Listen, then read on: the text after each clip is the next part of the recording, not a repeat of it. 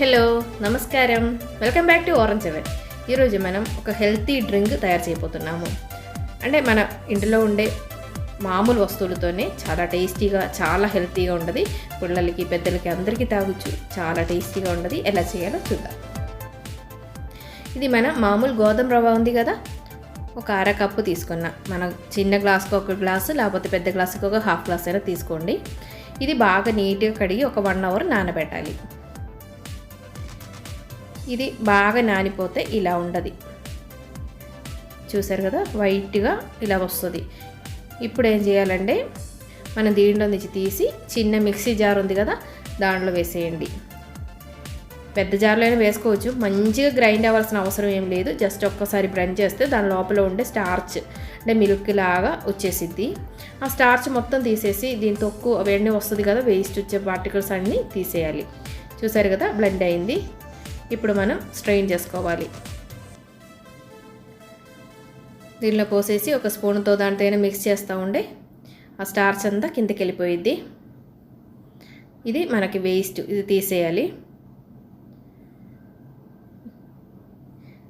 ఇది తీసేద్దాము. చూసారు కదా, తిక్కగా మిల్క్ లాగా వచ్చింది.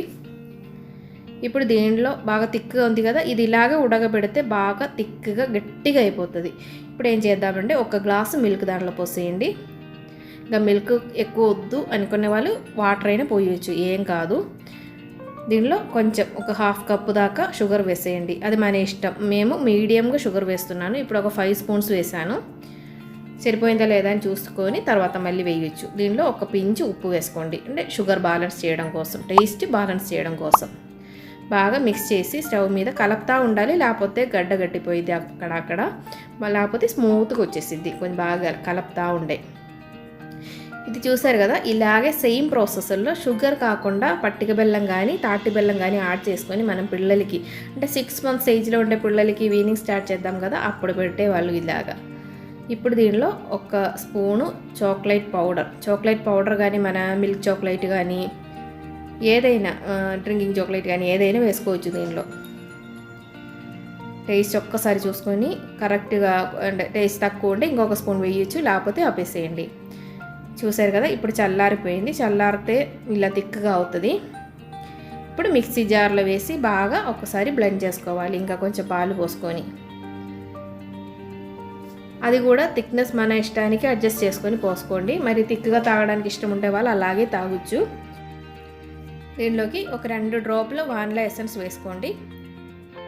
ఇది ఏ ఫ్లేవర్తో అయినా చేయొచ్చు. ఇప్పుడు నేను చాక్లెట్ పౌడర్ వేసాను, కానీ ఏం వేయకుండా ఏదైనా బీట్రూట్ ముక్క వేస్తే మంచి పింక్ కలర్ వస్తుంది. అలాగా ఫుడ్ కలర్ ఏదైనా యాడ్ చేసుకోవచ్చు. ఇంకా లేకపోతే వేరే ఏదైనా ఫ్రూట్స్ ఏదైనా యాడ్ చేసుకోవచ్చు. ఎలాగైనా చేసుకోవచ్చు. దీనిలో ఒక 2-3 స్పూన్లు షుగర్ కూడా వేసి కొంచెం పాలు పోసుకొని కొంచెం ఒకసారి బ్లెండ్ చేసుకోండి. ఇప్పుడు థిక్గా ఉంది కదా, ఇలా మనం తాగలేము. నేను మొత్తం 2 కప్పుల పాలు తీసి పెట్టాను, అది మొత్తం పోసేస్తున్నా. ఇప్పుడు ఇది ఒక్కసారి బ్లెండ్ చేసుకోవాలి. ఇది రెడీ అయిపోయింది. చూసారు కదా, ఇలాగే స్మూత్గా డ్రింక్ రెడీ అయిపోయింది. చాలా టేస్టీగా ఉంటుంది. మరీ ఎక్కువ థిక్గా ఏమి ఉండదు. మీకు అలా థిక్గా కావాలంటే అలా కొంచెం పాలు తగ్గిస్తే సరిపోతుంది. దీనిపైన బూస్ట్ కానీ ఏదైనా వేసుకోవచ్చు, హార్లిక్స్ కానీ ఏదైనా పర్వాలేదు. మీరు అందరూ ఒకసారి ట్రై చేసి చూడండి, చాలా టేస్టీగా ఉంటుంది.